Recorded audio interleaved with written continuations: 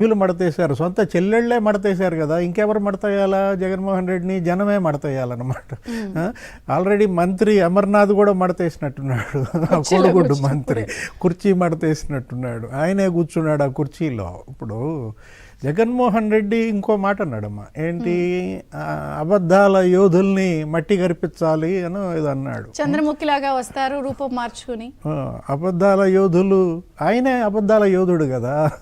అబద్ధాల యోధుల్ని మట్టి కరిపించడం అంటే జనానికి రాంగ్ మెసేజ్ వెళ్తుంది. ఈయనే అబద్ధాల యోధుడు కాబట్టి ఈయనే మట్టి కరిపించండి అనే మెసేజ్ ఆయనే స్వయంగా ఇచ్చాడనమాట. ఇప్పుడు నిన్న ప్రసంగం ఫిరంగపురంలో చేసిన దాంట్లో కూడా ఆయన ఏమన్నారు, చంద్రబాబు హయాంలో 1000 రూపాయల పెన్షన్ అంట.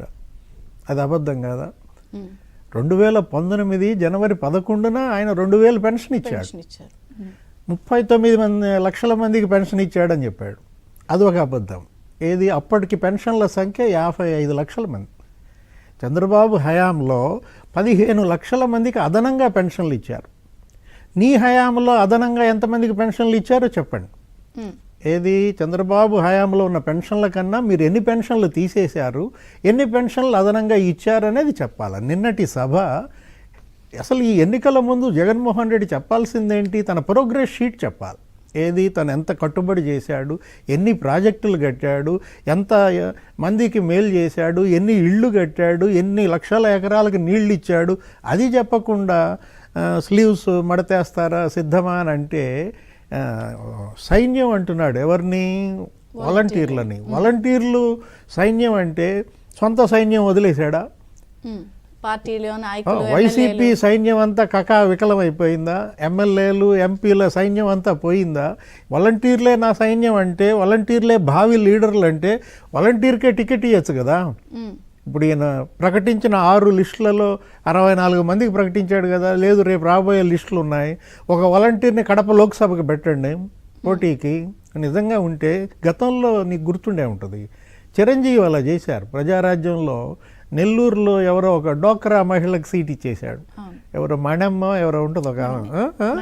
అలాంటి ప్రయోగాలకు నువ్వు సిద్ధమా? నువ్వు నిజంగా వాలంటీర్ల మీద కనుక నీకు ఉన్నట్లయితే వాళ్ళనే దించండి రేపొద్దున ఎలక్షన్లో. భావి లీడర్లు నువ్వు చేసేది ఒకటి. ఇక్కడ ఎలా చూడొచ్చు అంటారు శ్రీనివాస్ గారు, అంటే పూర్తి స్థాయిలో ఆయన్నే నమ్ముకున్నాను అనే భయాన్ని బయట పెట్టుకున్నారా? పార్టీ నేతలను కూడా నమ్ముకోలేదు, అందరూ హ్యాండ్స్ అప్ అనేది ఆయన బహిరంగంగా నేను ఒప్పుకున్నట్టేనా? అది అంటే కదా, భయపడితేనే కదా నా వెనకాల మీ అందరూ ఉండండి అని చెప్తున్నాడు.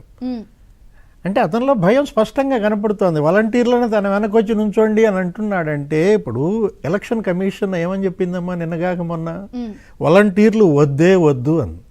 అసలు వాలంటీర్లను అసలు మీరు పోలింగ్ ఏజెంట్లుగా కూడా పెట్టడానికి వీల్లేదని. ఏది, వైసీపీ ఏజెంట్లుగా కూడా వాళ్ళు కూర్చోటానికి వీల్లేదని సిఈసి ఇచ్చాడు, ఎస్ఈసి ఇచ్చాడు స్పష్టమైనటువంటి ఆదేశాలు. వాలంటీర్లు వద్దే వద్దు అని వాళ్ళంటే, ఈయన వాలంటీర్లు ముద్దే ముద్దు అంటున్నాడంటే ఈయన యుద్ధం ఎవరి మీద ప్రకటిస్తున్నట్టు? వాలంటీర్ల సైన్యాన్ని ఈయన ఎవరి మీద వదులుతున్నాడు? తెలుగుదేశం మీద కాదు ఉసిగొల్పుతోంది, జనసేన